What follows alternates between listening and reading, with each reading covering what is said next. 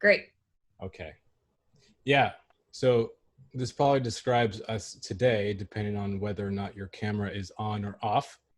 I was the dog on the left up until a few minutes ago, and now I am the little dog on the right.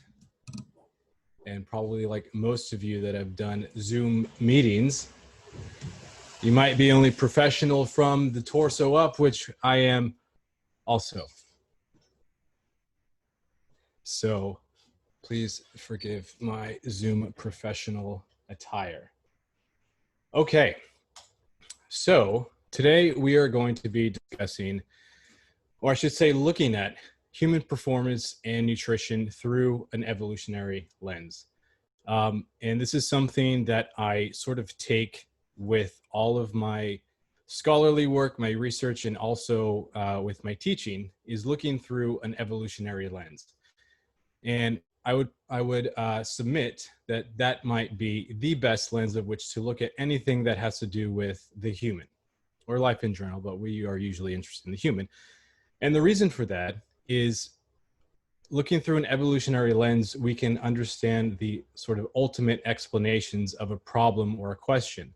Whereas at different levels of analysis, we might understand or be able to look at proximate causes.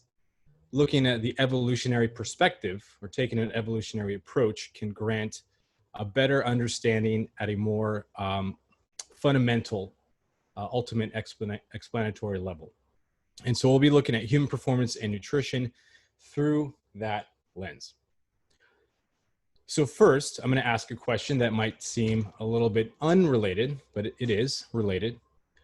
This question has, have humans reached their peak athletic performance? Have we as a species reached the pinnacle of athletic prowess or physical capacity? Now, I am using that word capacity in a very particular reason, which we'll talk about coming up later. But this is an interesting question. And this group of researchers actually asked this question and did a little bit of digging into the literature, specifically looking at some trends across time in a number of different athletic performances. So here we have several different athletic performances, including some track and field events. So like the 400-meter run in both men and women, long jump, and also some swimming performances. And as you can see, there's at least a trend of some sort of flatlining at the top, or most recently. So there's a little bit of a plateau here. Now, if you want to take a more conservative analysis or interpretation of this, you can say at least the rate of change is decreasing as we come up into more recent times.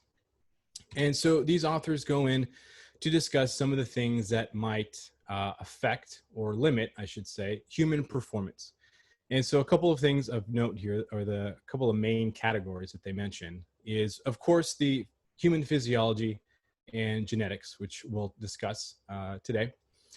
Also some economic and environmental contexts. So obviously a population or an individual's access to resources, technology, nutrition, things like that are going to have a limiting factor on performance. And then the last point here, which is one that is very interesting to me, and once you kind of describe it, it's really hard to miss thereafter, is that the participants or the athletes in any given sport are going to have traits that are optimized for that sport, right? So the individuals that are engaging at the sport, and I'm going to preface this by, we're talking about elite level athletes, not just recreational athletes, because for example, anyone can go pick up a basketball and play basketball. Okay. That's a much different thing than people playing basketball at the competitive level. Okay. So the individual that are engaging in certain types of performances, they have a body type, they have a fiber composition, different physiological traits that make them good at that sport, right? So they have a particular phenotype. And so what we see here is that sport actually selects for phenotypes. And what I mean by phenotype is the external manifestation of any characteristic, right? So here we're talking about physical capacity and athletic performance. Okay.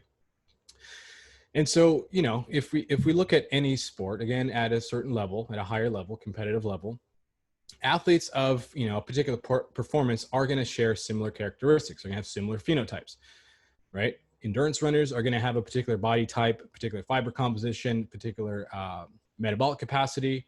Swimmers are going to have a particular body type, right? CrossFitters are going to have a particular body type and metabolism and fiber composition, right? So, and these characteristics that are displayed by these athletes in the sport are selected for, right? And the selective pressure is they're going to be good at that sport, right? And so I use this example in one of my classes every semester of, you might turn on ESPN, you know, in the summertime, and they got the CrossFit games going on, and, you know, someone at home says, you know, oh, I want to go do CrossFit because I want to look like that. Well, it's actually the other way around, right? They look like that. That's why they're on TV doing CrossFit.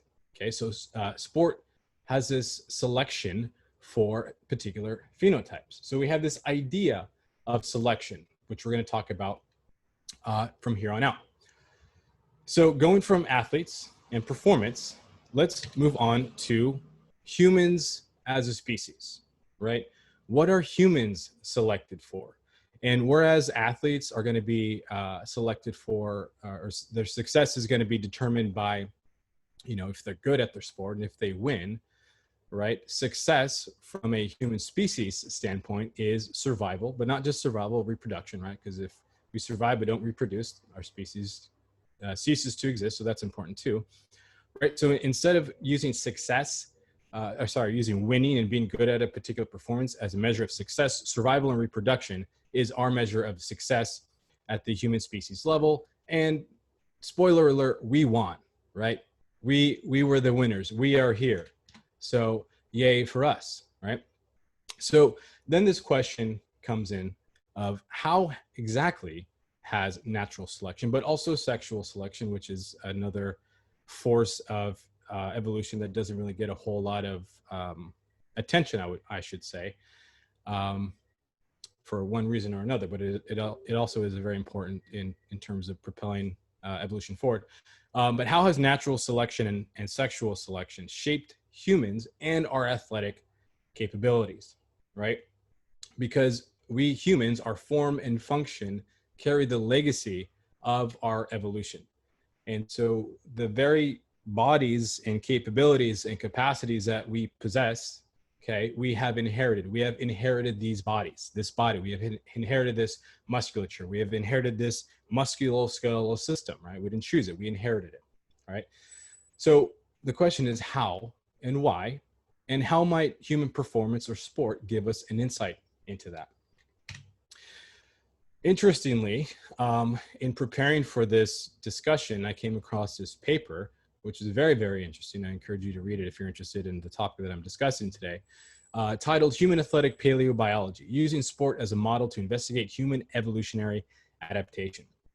And the idea here is taking sport as a framework or as a model and looking at how exactly our musculoskeletal systems, for example, came to be. And we can look at this at several different levels. We can look at this at the level of species level evolution, right? So us as an entire species. So for example, there's a couple dissimilarities between Christian Bale and a Komodo dragon, right? That's probably not a short list. But also, not just at the species level, but it can also explain inter-individual variations. So differences between individuals, but also differences between populations, which certainly exist. And most importantly, because this is the one that we are have most autonomy or a degree to affect change in, is the intra-individual variation, right? And so this is the change within a single individual. So for example, training, right? So we see some pretty remarkable phenotypical change between Christian Bale, right? From going from, 130 something pounds of the machinist to bulking up to get big for Batman, right? And this is all due to training. And then if you go through a period of detraining, right, you can have some even more change and have some other body composition consequences occur, which might be relevant given our current reality right now, right? So hopefully this doesn't describe too many of us here. When I did see this meme, I looked at this and I said, oh, that's cute. So with that being said, we're going to sort of use this framework that this paper sort of used to discuss human performance through an evolutionary lens. And this is a slide that all of my students would be very, very familiar with. A statement made by Theodosius, and I don't dare try to pronounce his last name, but his first name is pretty rad.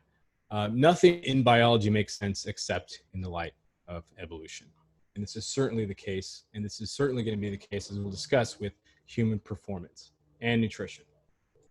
So let's start with the first level here of species level evolution, right? So looking at sport and seeing how it can give us an idea of what led us to our current form and function as a species.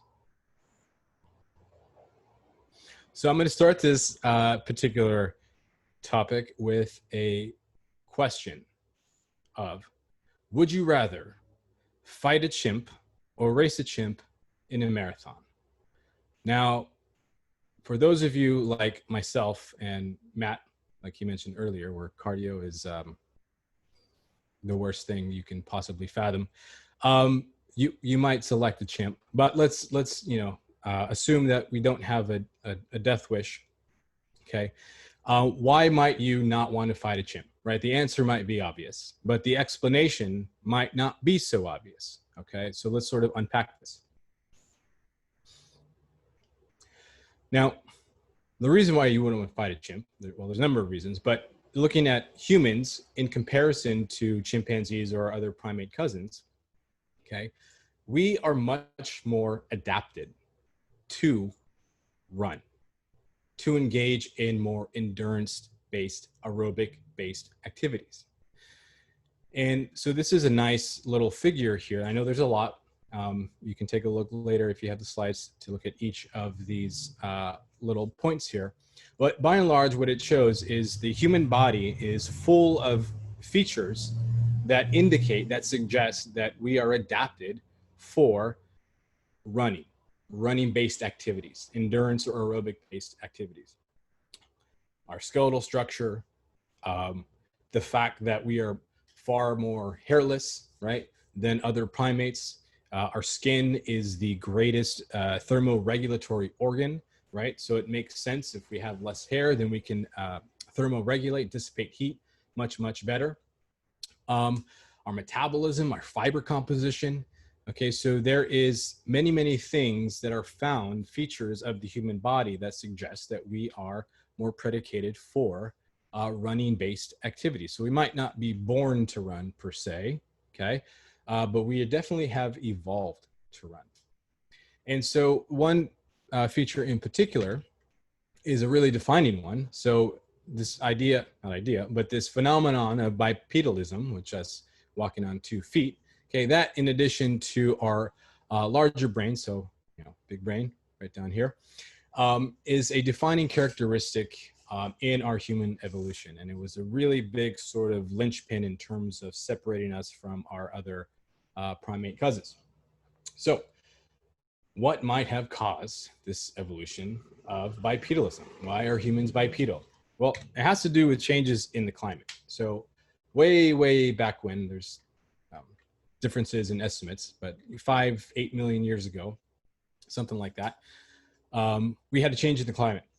And so the environment that we were living in became much less forested. It became much more open. There were greater distances between food patches. So it was a much more open environment. And so we went from the trees down to the ground, and being able to be bipedal, okay, provided an advantage because it was much more energetically efficient. It took less calories to travel on two legs than it did to, say, I know knuckle dragging is not the correct term, but the former way that we used to translocate, I should say.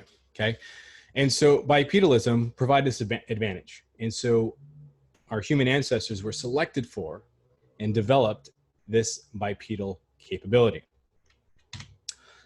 And if we compare, going back to a chimpanzee, okay, if we compare some of these characteristics of bipedalism compared to a chimpanzee, okay, yes, we rather run a distance against a chimp rather than fight a chimp. Okay, so for one, yes, we're more adapted to running. That's all good. Bipedalism, cool, right? And you probably heard this thing of, chimp strong or chimpanzee strong or something like that, right?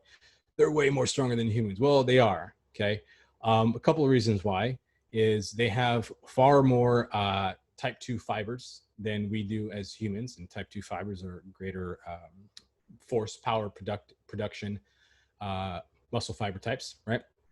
And actually, the individual muscle fibers themselves, there's actually some differences between humans and chimpanzees as well. So the actual muscle fiber itself, at the level of the individual fiber, they're actually more stronger.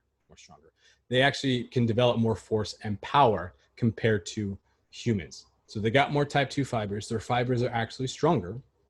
Okay, so don't fight a chimp if you were on the fence about it.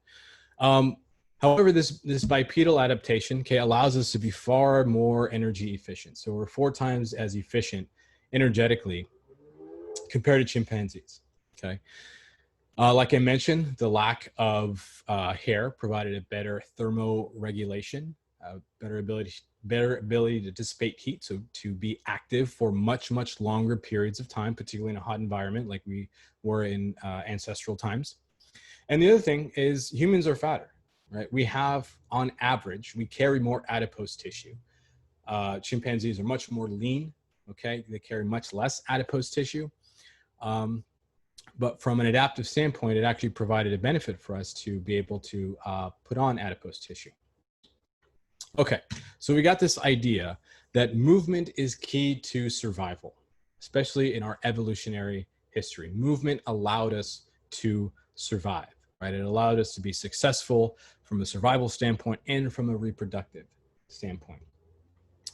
And so this brings us to my dad's favorite book. Some of you guys have probably seen this book here, Born to Run. And, this is based on a solid premise that we are, again, not necessarily born to run, but evolved to run. And this persistence hunting, which some hunter-gatherer populations still engage in, like the Tarahumara, if I'm pronouncing that correctly, Dad, actually still perform this type of hunting. And this persistence hunting is characterized by you essentially just run an animal till it dies, till it exhausts itself. And it's made up of these sort of interval-like, I don't want to say sprints, but this interval-like running, where you run it down, it gets tired, it takes a break, you take a break, and then it gets up, starts running again, and you incrementally catch up to it. So it's not a, sustained 24-hour run, but it's broken up into smaller periods of running. So yes, movement allowed us to survive. It was key to survival. So another question you might have is, what types of bipedal movement were most important for our survival? And this paper actually looked at that very question by doing a very interesting thing of looking at the performance gap between males and females in specifically track and field events to see what movements or what types of performances may have been the most important to allow our species to survive. And so what this paper did was they took the top 50 world records, okay, in some track and field performances. So long distance running, medium distance running, short distance running, and also jumping. Top 50 male world records, and then compared it to the top 50 female world records. They did some really fancy math to come up with this score that I'm going to talk about. Okay. And the idea here was, the smaller the gap in performance, okay, the more beneficial or the more crucial that type of movement would have been to the survival of the species. The idea being the movements that would have been most beneficial for the species, okay, would be inherited and passed on in both males and females, in both sexes, right? So those capabilities would be inherited and manifested in both of the sexes, right? So the authors call this sex-blind musculoskeletal adaptations. So the idea here is, again, the smaller the gap in performance, that would indicate that that type of performance was most key and beneficial to success and survival, okay? All right, so what did they do here? So again, they took top 50 male world records, female world records, did some fancy math. And to me, fancy math is like long division. So, you know, I can send you the paper if you're interested in how they came up with the number. But they came up with this score that's called sex equity score, which was essentially just a ratio of the male's performance to female's performance. And so the key takeaway here, or to make sense of this score and make sense of this data, is the higher the SES score means the smaller the performance gap. Okay, so the more similar the performance gap. So the figure on the left has a number of different individual events, ranging from marathon, half marathon, to some jumping, high jump, long jump, triple jump performances. The figure on the right has the categories of events: long distance running, medium distance running, short distance running, and jumping events, okay? And so on the y-axis, we have the SES, the sex equity score. And so again, the higher the SES score, the smaller the gap in performance, the more similar the performance is. And so with this data show, and here's a table with some more detailed comparisons between each of the individual events. What these data show is that humans, by way of a smaller gap in performance, humans are more adapted, or more adapted for shorter distance running versus longer distance running, and especially against jumping, okay? In jumping, jumping events had the lowest SES score, so there's a greatest gap in performance. However, in the more shorter distance running you went, the higher the SES score, so the smaller the gap in performance. And you can take a look here. Here's a comparison of each of the individual performances. But by and large, what it is saying is humans are more adapted. Shorter distance running was more beneficial for the greatest beneficial type of performance for survival versus longer distance running and jumping, because that's where there was a greater gap in male to female performance. So this was very, very interesting. And I thought this approach was very, very interesting as well.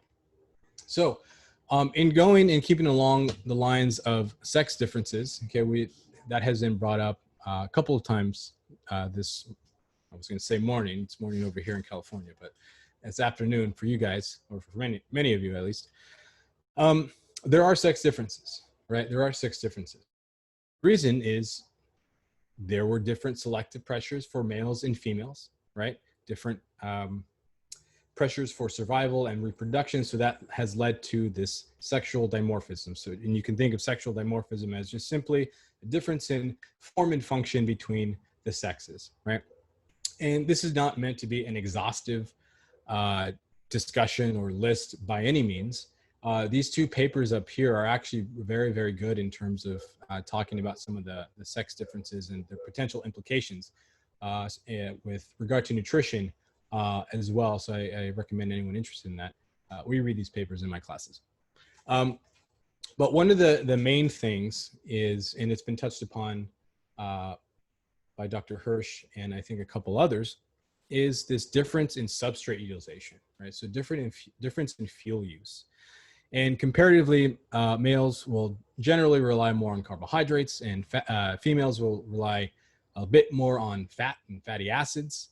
In one of the papers up here at the top of the slide, they actually posit speculation that perhaps fat loading might be beneficial nutritional strategy as opposed to carbohydrate loading. They weren't really supportive of it, but they said maybe it's an interesting hypothesis to entertain.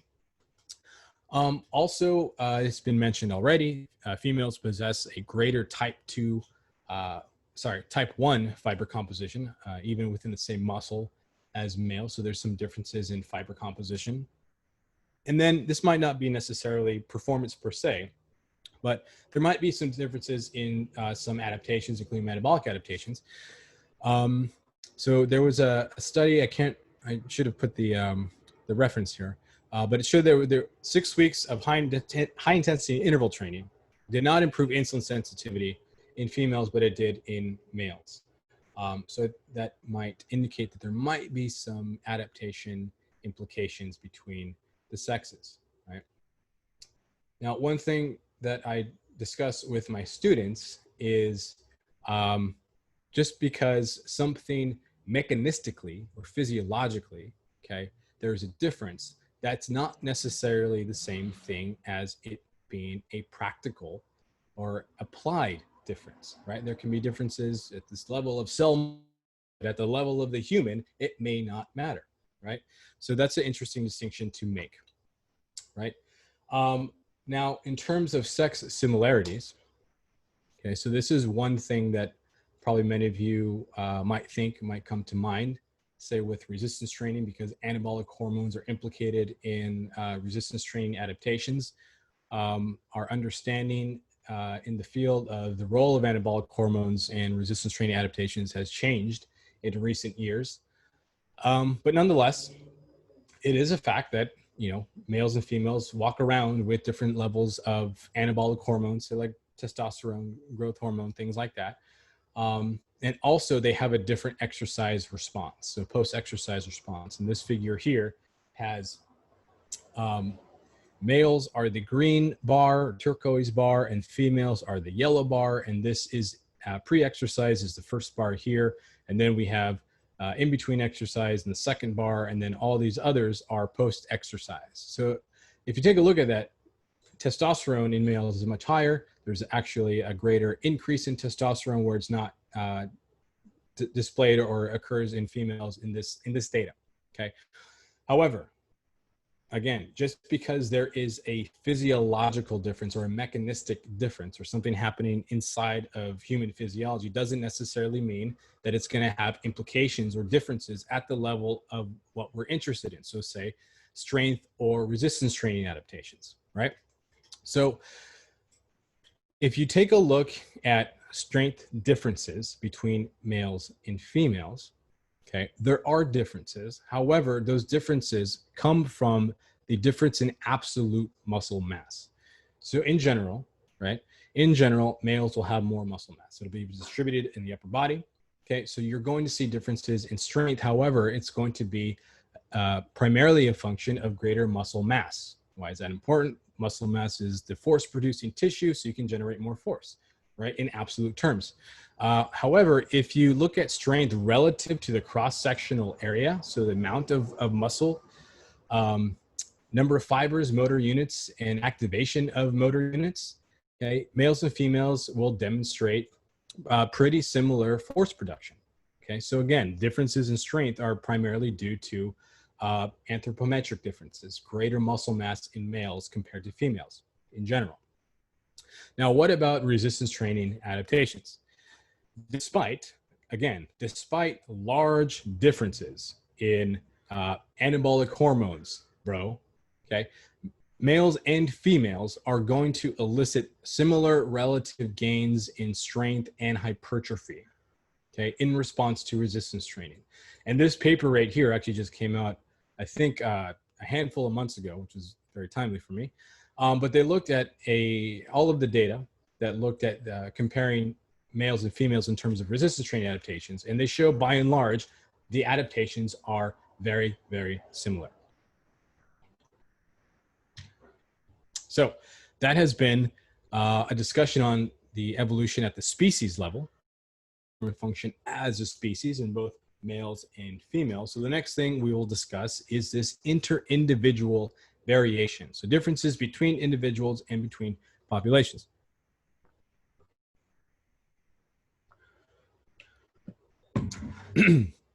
All right. So one thing that we can look at that paints a nice little picture here is the effect of climate. Okay, the effect of climate. And so there's this thing called Bergman's rule, and I'm going to simplify it. Okay, and essentially what it has to do with is body mass is related to climate. And so those that are in colder climates, further away from the equator, are generally going to have larger body mass. You're going to have more mass. And the idea there is the more mass that you have, you've got more cells, so you're going to generate more heat. And that's going to help with maintaining core temperature and maintaining body heat, right, in a cold environment. Conversely, those individuals or populations that are in more warm environments near the equator are going to have less mass. They're going to be lighter. Okay. And there's this also this relationship between climate and surface area. And so those that are in warmer climates, they're going to have less mass, but they're also going to have greater surface area. And again, going back to what I discussed about thermoregulation in skin and not having hair, right? The greater the surface area, the greater heat dissipation capacity that that individual or population can have. In colder environments, surface area is not going to be beneficial, right? Because you want to maintain that heat in that cold environment. And so this explains, at least not completely, okay, don't want to go there. This explains in part, okay,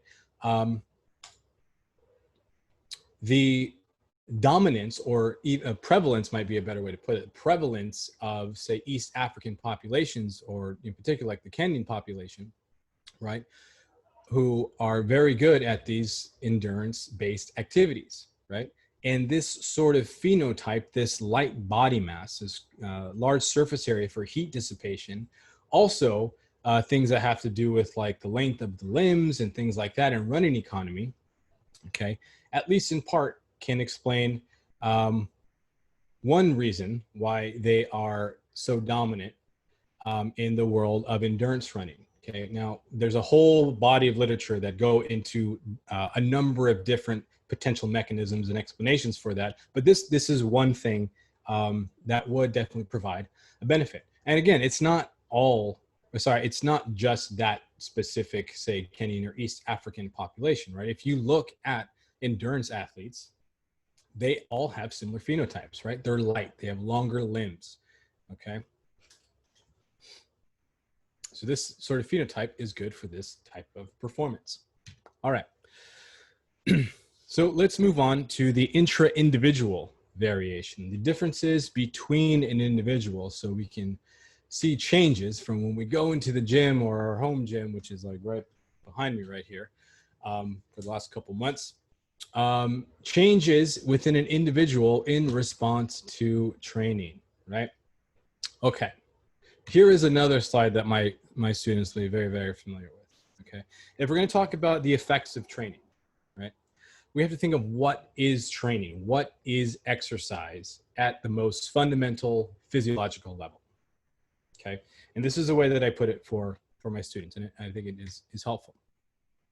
Exercise is a physiological stress, okay? We have obviously multiple different types. And on one end of the spectrum, endurance-based, aerobic-based, and the other end of the spectrum, we've got strength power-based, right? But obviously there's things in between. But it is a physiological stress, okay, that is placed onto the body, on the body's tissues, the body's systems. It turns on genes, and the body adapts to that, right? The body adapts. It elicits an adaptation. And that adaptation is what we can call an increase in capacity, right? Improved performance, an increased capacity of whatever system that you are training, and I don't want to say isolating, but specifically training, right? Musculoskeletal system, cardiovascular system, what part of the musculature you're training, right? So it's an increase in capacity. And from an evolutionary standpoint, this makes a whole lot of sense, because our ability to adjust our capacity, to adjust our physical capability in response to a changing environment, okay, would have been beneficial. And a change in environment is something as simple as an increase in physical activity demand, right? So for example, say the climate warms up and we got to go across the savannah for miles and miles and miles. Well, we got to engage in some endurance-based activity. So guess what happens to our endurance-based systems, the cardiovascular system? They get more efficient, right? Our capacity of our cardiovascular system increases. Cardiac output goes up, stroke volume goes up, AVO2, things like that, right? So our ability to have this phenotypical plasticity, a change within a single individual, within a body in response to a stress was beneficial. Now, what happens when we stop, right? What happens when that demand is removed? We lose it, right? The use it or lose it principle, the reversibility principle, and Christian Bale is a perfect example of that, right? Going from a period of low mechanical stress demand, so like lifting weights, to high resistance training stress, right? Getting big and strong, and then removing that demand again, and then atrophy. Okay. So the reason for this is because the body was only going to respond to that specific demand, right? The body's only going to respond to that specific demand, which makes sense. So if you're going to train for, if you're going to do heavy deadlifts, that makes sense that it's not going to increase your VO2 max, right? The body responds specifically to the demand that you are placing on it. And it will not change unless you do in fact place that demand. And if you remove that demand, remove that training stress, again, we have a loss of all gains, bro. And why is that? Why are not these adaptations permanent? Well, that makes sense evolutionarily too, because it is energetically costly. It is energetically costly to maintain high capacity systems.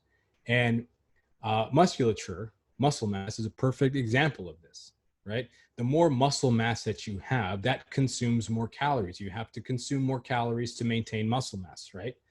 Well, from an evolutionary perspective, that was not adaptive. That was actually detrimental because we evolved in food insecurity, right? And our ancestors struggled to get enough calories to balance the calories coming in versus the calories that were going out in the daily activities of, you know, ancestral paleo survival of hunting and trekking and fighting the tribe next door, right? Trying to take all your food and whatnot, okay? So it was detrimental to have high capacity systems, cardiovascular system, skeletal muscle system, okay? And so this idea of fitness, okay, and the way that we think about it, our body actually does not want to be fit. It does not want to be fit. And the reason for that is our body will not be fit unless we force it to, right? And it is only going to adapt, right? It's only going to adapt to meet the exact demand that you are placing on the body, right? It's not going to, you know, increase huge amounts if you're only training a little bit, right? It's only going to, your body's only going to adapt to a very specific amount, okay? And so this gives us what we all know in exercise science and exercise physiology of the dose response curve, right? We are only going to adapt to the specific demand that we are placing on the body. It will not adapt any more or any less. It's going to be specific to that demand, right? And again, if we stop training, if we remove the demand, we will lose all of those adaptations. Why? Because it was energetically expensive and that was not adaptive to survival. It was a waste of energy, a waste of calories. So hopefully, again, this does not describe us. I did amend the time frame here. I don't know if indefinite might be a more appropriate fill-in, question marks for sure. I'm in California, so nonetheless, but because of this, right, because of this, that means every day for the rest of our lives, Monday will be International Chest Day, right? Because if you stop doing chest on Mondays, then your chest is not going to grow, bro. So Monday will be chest day forever. That's cool. All right. So nice little summary recap. Okay, human performance is a product of human evolution, our evolutionary history, the things that our ancestors survived when pressed and we have inherited, right? So our form and function is what allowed us to be here, right? We still exist, humans still exist for the time being, but our form and function, okay, as a species is what allowed us to currently exist. All right. So what about human nutrition? Oof, this is a big one, right? I'm kind of going to punt on this, but but intentionally. Okay. And so if you look at, this idea of the paleo diet, there are different camps that, will say that it's, high protein, or it's all meat, or it's all vegetables, and we didn't evolve to eat meat, and, things like that, right? Paleo diet, ketogenic diet. There's a lot of conflicting, I don't want to say conflicting data, because not all of it is data, but there's a conflicting conversation, right? But the idea is, there is actually not going to be one single paleo diet, because, if we look at the time scale of, say, our paleo era, depending on where your ancestors were from, your diet was going to vary, right? So if you look at, for example, the Inuit, okay, they ate a lot of meat and fish, and you compare that to, say, the Hadza, okay, they were consuming more roots and more fruits and vegetables than, say, the Inuit, right? So this idea that there is a single paleo diet that was evolutionarily true, it's not so clean cut as that, right? And again, we have these proponents that say, no, humans evolved only to eat meat, like this guy, Paul Saladino. Now, he doesn't say that maybe explicitly, but he is a proponent of the carnivore diet, which he came out on Rogan just, I think, last week. A very good podcast. I recommend anyone interested to listen to that. I like his take on cholesterol because my cholesterol is very high. My doctor wants to put me on statins. I'm not going on statins, bro. To other people in, say, like the Game Changers camp, right? There was an individual saying that humans didn't evolve to eat meat. Okay.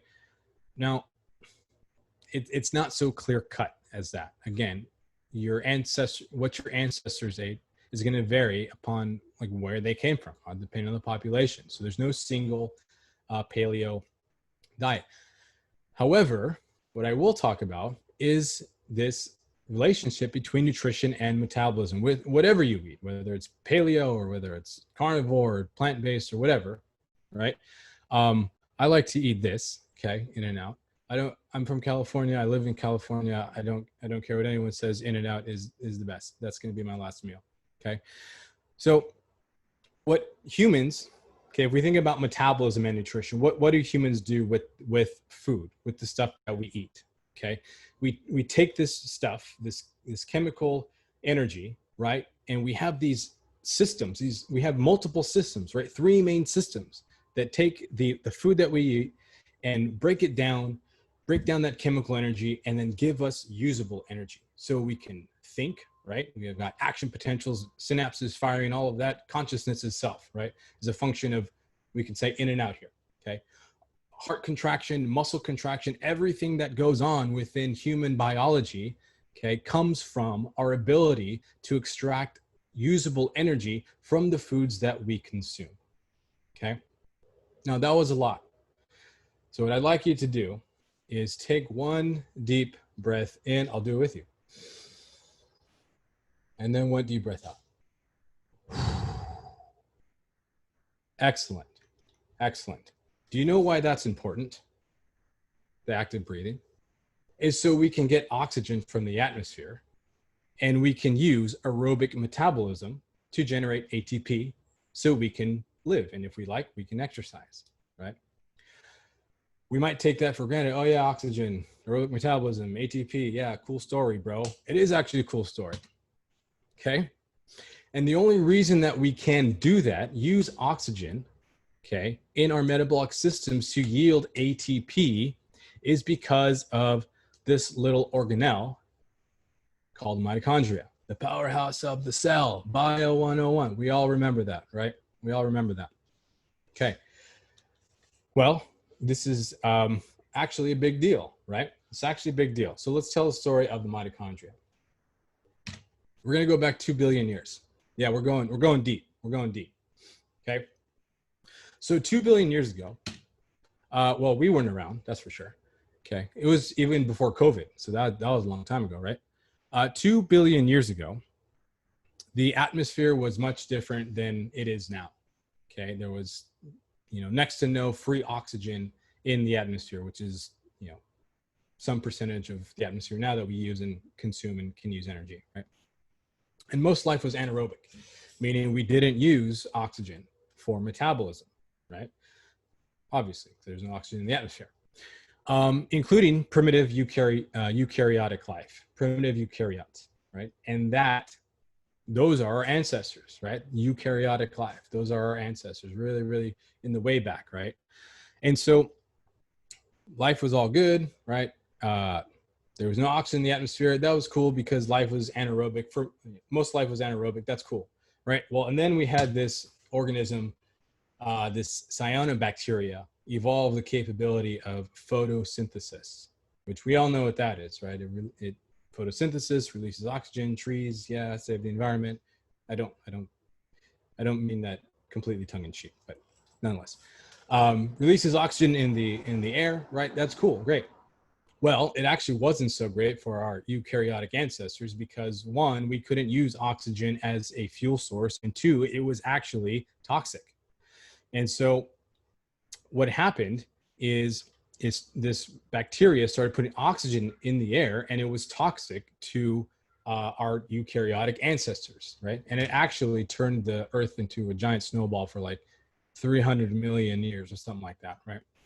So this evolution and this oxygen in the atmosphere was, extinction was essentially imminent because we couldn't do anything with this oxygen, right? And it was killing this eukaryotic life. It was called the Great Oxygenation event.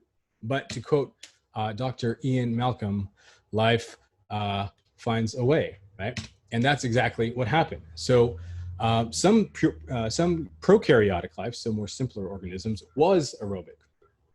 And so this eukaryotic life engulfed this prokaryotic life organism, which could use oxygen as a way of metabolism.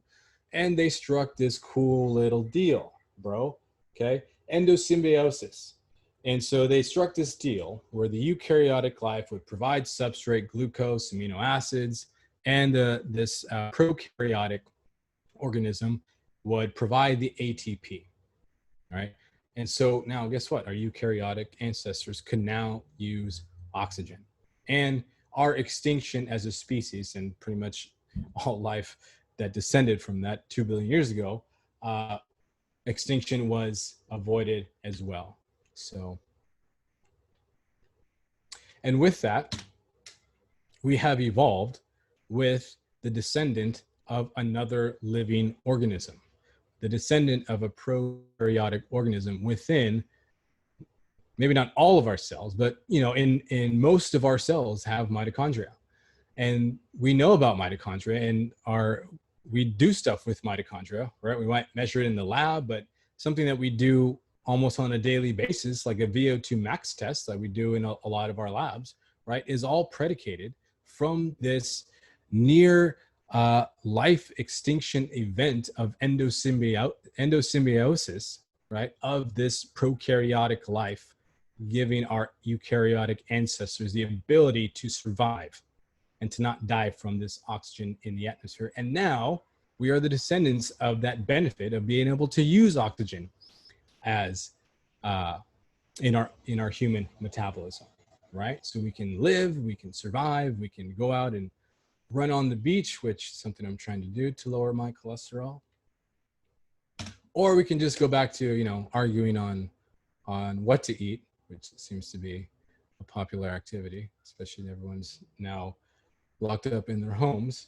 But in my estimation, all of these things here are wrong.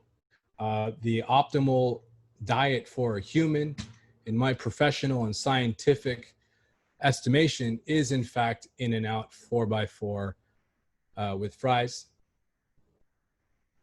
And if if you have questions on that, you can ask Dr. Van Dusseldorp herself as she takes a bite of her first In-N-Out ever. And I don't think she regretted it. So with that, that is it. Thank you. The one last thing that I will say is if you like this content and are interested, you should think about coming to do your graduate studies at Cal State Long Beach in the PECS lab with myself, Dr. Evan Schick, and Dr. Josh Cotter. We have an exercise physiology and nutrition program. So join us. All right, great. Thanks so much for that. I did How was enjoy that that. In-N-Out, by the way? It was good. Can't complain at all. We have a few questions. We're just going to do a couple, and then we're going to get to Coach Dominic Mateo. First one here. Dr. Antonio had a question. This is a great one. From an evolutionary standpoint, being obese or fat is a great adaptation to our survival strategy. In that case, is obesity a disease or merely an adaptive response, or what are your thoughts? Yes, great question. Obesity is a, how do I put this in class? Obesity is an outcome of our mismatch between our biology, between our genes and our current environment. Like Dr. Antonio mentioned, it was good, it was beneficial to be able to pack on adipose tissue to store energy in the periods of time where we maybe didn't have energy, right? We didn't have food, we didn't have calories. So it's beneficial, we had backup stores. However, you know, now in our current environment, in at least in the Western or developed world, food insecurity is not the characteristic of the environment. Food excess, food abundance is characteristic of the environment. And so we have those genes that are still thinking, if I get calories, I'm going to store those calories as fat because that's going to sustain me during periods of food insecurity or lack of food, right?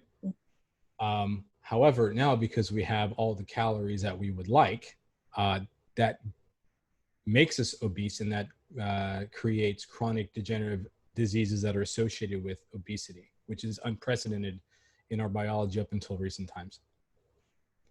Okay. One more question here. Tyler Smith.